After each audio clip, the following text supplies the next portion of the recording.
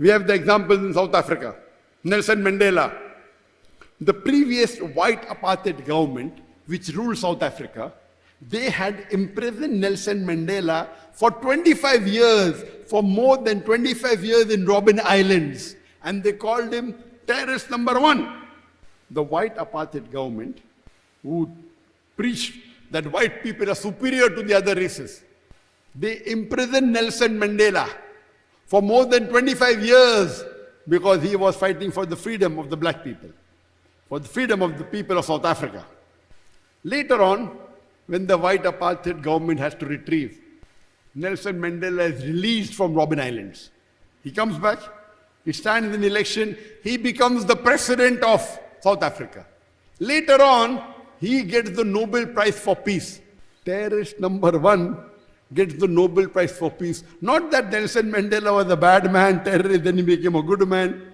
For the same activity for which the South African white apartheid government called him a terrorist, he gets the Nobel Prize for same activity. After he gets his freedom, after he's elected president of South Africa, the committee of Nobel Prize, they award him the Nobel Prize for Peace. Same activity.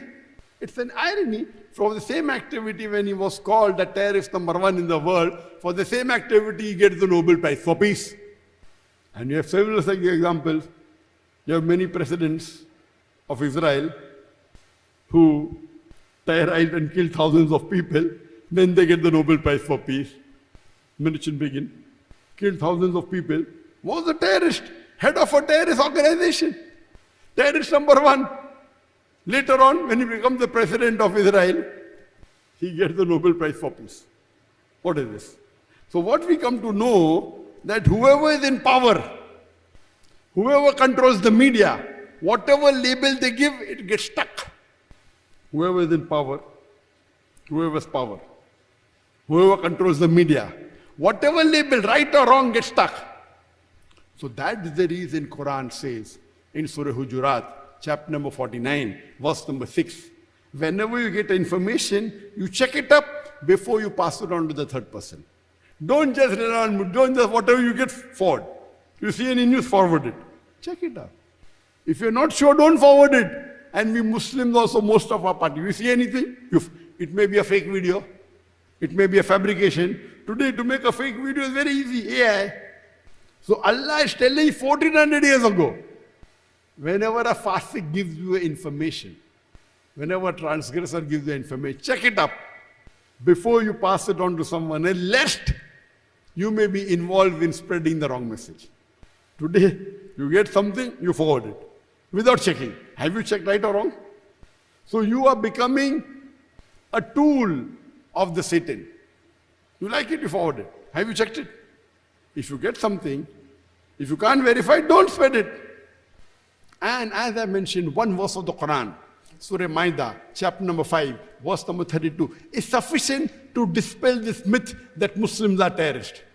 Allah says in the Quran in Surah Maida, chapter 5, verse number 32, if anyone kills any other human being, unless it be for murder or for spreading corruption in the land, it is as though he has killed the whole of humanity. And if anyone saves an human being, it is as though he has saved the whole nation. Here Quran is very clear cut. If any human being, whether Muslim or non-Muslim, kills any other human being, whether Muslim or non-Muslim, kills any innocent human being, whether Muslim or non-Muslim, unless it be for murder or for spreading corruption in the land, fasad in the land, it is as though you have killed the whole of humanity. And if anyone saves any innocent human being, it is as though you have saved the whole of humanity. This one verse of the Quran, of Surah Maida, chapter number 5, verse number 32, is sufficient to dispel this myth that all terrorists are Muslim. And for more information, as I mentioned, watch my video cassette, Is Terrorism a Muslim Monopoly? How did terrorism start? Who was the first person who did the first hijack? Who did the kidnapping, suicide bombing? In detail, with statistics from authentic sources. And more if you want to know about jihad, terrorism and jihad and Islamic perspective. These two videos of mine, if you watch these two lectures, you will get ample of ammunition to do dawah. Ammunition doesn't mean only Gun, ammunition means material. Here in context, ammunition means material for conveying the truth to them.